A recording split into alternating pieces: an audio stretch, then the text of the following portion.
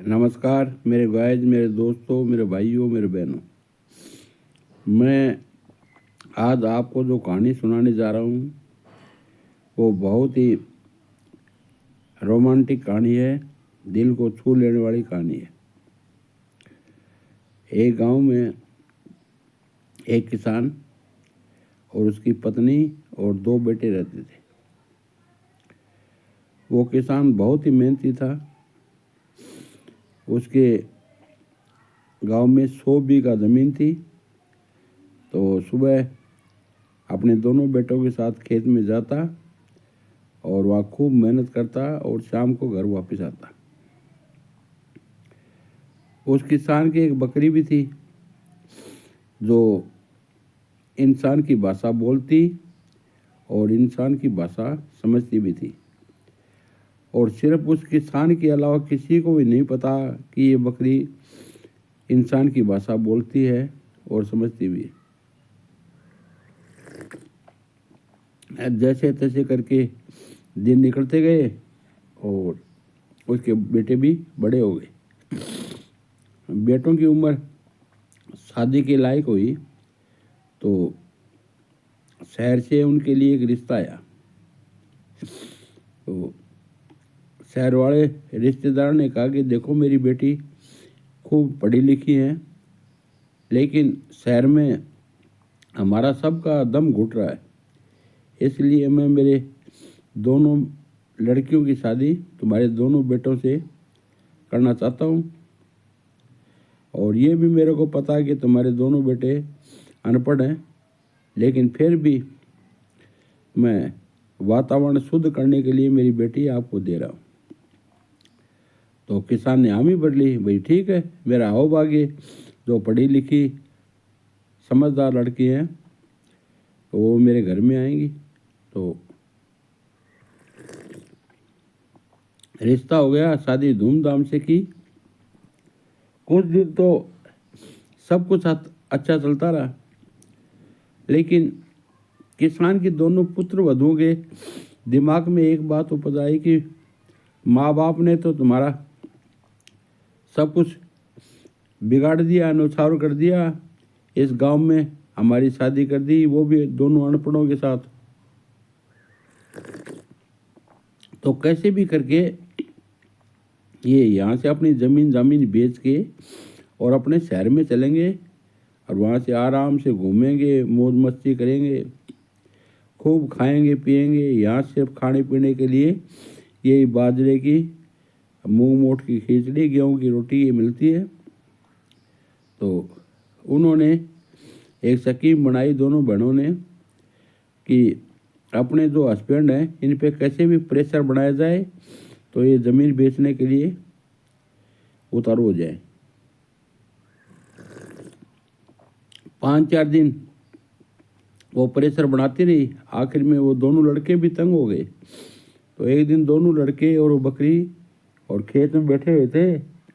तो दोनों लड़कियों ने कहा, यार क्या बताएं, आजकल तो अपनी जो पत्नी है यार अपने पे बहुत प्रेशर बढ़ा रही है, कह रही है कि ज़मीन बेच दो और अपने तो शहर में मकान बनाएंगे और वहीं रहेंगे।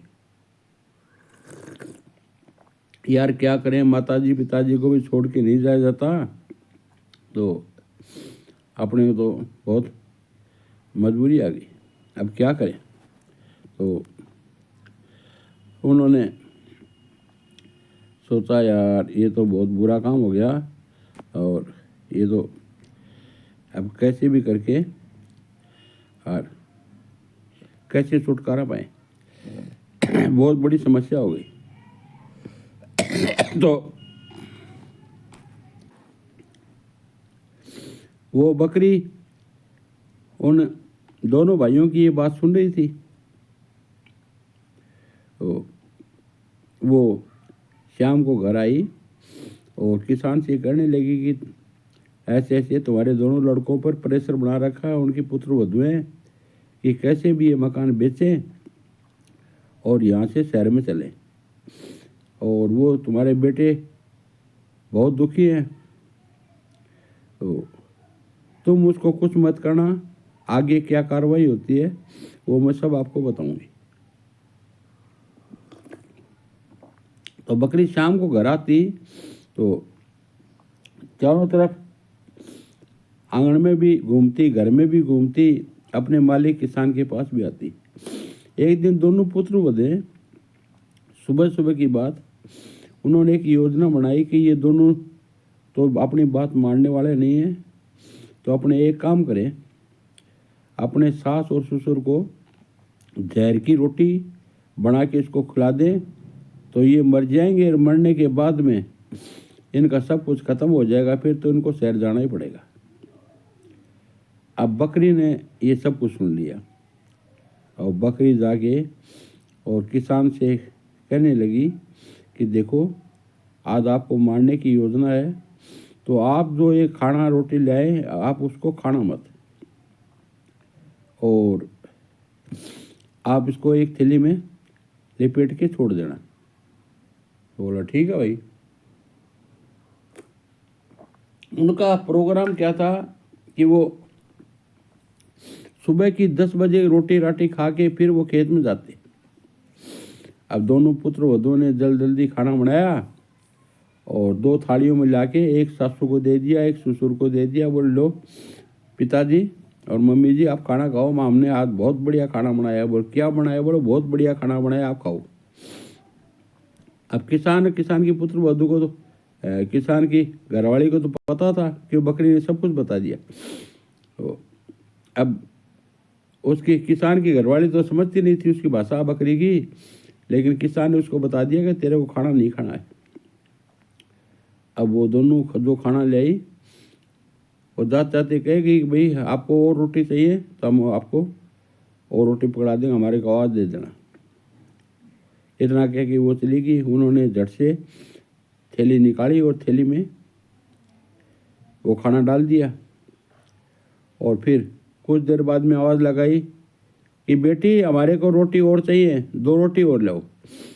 अब वो भागी आई, आके बोले लो एक ही रोटी दे दी दोनों को। बोले खाओ। तो वो 1 मिनट खड़ी रही। बोले बात क्या हुई? तुमने जहर तो इतना मिलाया था, ये तो अभी मरे ही नहीं। तो किसान उनकी बात को समझ गया। वो बोला अपने बेटों को, बोले बेटा इधर आओ, हमारे को तो नींद सी आ रही है, कुछ जी घबरा रहा है, और तुम ये 2 रोटियां ये बाहर कुत्ते खड़े हैं उन कुत्तों को डालेगा। बोलो ठीक है पिताजी क्या हुआ आपको? बोले पता नहीं यार, अचानक क्या खराब हो गया और चक्कर से आ रहे हैं, नींद आ रही है। अब उन पुत्र वधों को पता लग गया कि हाँ बूढ़ा और बूढ़ी अब जाने वाले हैं। वो लड़के दोनों रोटी ले गए और बाहर कुत्तों को डाल दिया। डालते ही कुत्तों के तो प्राण पे खैर उड़ गए और ऊपर टांग हो गई उनकी। और वो भागे आए, पिताजी। बोले क्या बात है? बोले वो कुत्ते तो मर गए। और कैसे? बोले तो मर गए। तो बोले यही तो मैं आपको बताने के लिए उन कुत्तों को रोटी डलवाई है, और ये देखो थैली में जो रोटी पड़ी है, आज हमारे को मारने की योजना थी, इन दोनों पुत्र वधुओं ने कमाल कर दिया तो हम तो बच गए। और आज मैं आपको बताना जा रहा हूँ कि ये जो अपने घर में बकरी है ये इंसान की भाषा बोलती भी है और इंसान की समझती है। खाली मैं ही समझता हूँ इसकी भाषा, और कोई नहीं समझता। और इसने आके हमारी जान बचा दी। पास में ही शहर था, लड़कों को भेजा, बोले जाओ इसके माता पिता को बुला के लेके आओ। अब वो थोड़ी देर में वो माता पिता आ गए। जो रोटी पड़ी थी वो रोटी उनको दिखाई। बोले देखो तुम्हारी बेटियों का कमाल, आज हमारे को जान से मारने की कोशिश की जा रही थी। तो उन्होंने अपनी बेटियों को बहुत समझाया कि बोलो चलो यहाँ तुम्हारी जगह नहीं है, तुम्हारी जगह जेल में। अब वो माता पिता सास ससुर के पैरों में पड़ गई, हमारी बहुत बड़ी गलती हो गई और हमारे को ये लग रहा था कि हम शहर में जाके बसेंगे, तो आज के बाद में हमारे से ऐसी कोई गलती नहीं होगी। पिताजी हमारे को माफ़ कर दो, सास ससुर को भी हमारे को माफ़ कर दो, आइंदा से ऐसी कोई गलती नहीं होगी। तो एक बकरी ने देखो कितने आदमियों की जान बचा ली, सास ससुर की बचा भी ली, उसको घर को भी बर्बाद होने से बचा लिया। ये दोस्तों अकल बड़ी भैंस वो बात होती है। अक्ल से उस बकरी ने समझदारी का काम दिखाया और उनका जीवन बचा लिया। थैंक यू मेरे दोस्तों। मेरी कहानी आपको अच्छी लगी है ना, तो आप लाइक, शेयर और कमेंट और सब्सक्राइब ज़रूर से करें, और शेयर ज़्यादा से ज़्यादा करें तो ये कहानी सुन सके। Thank you. जय हिंद, जय भारत, वंदे मातरम।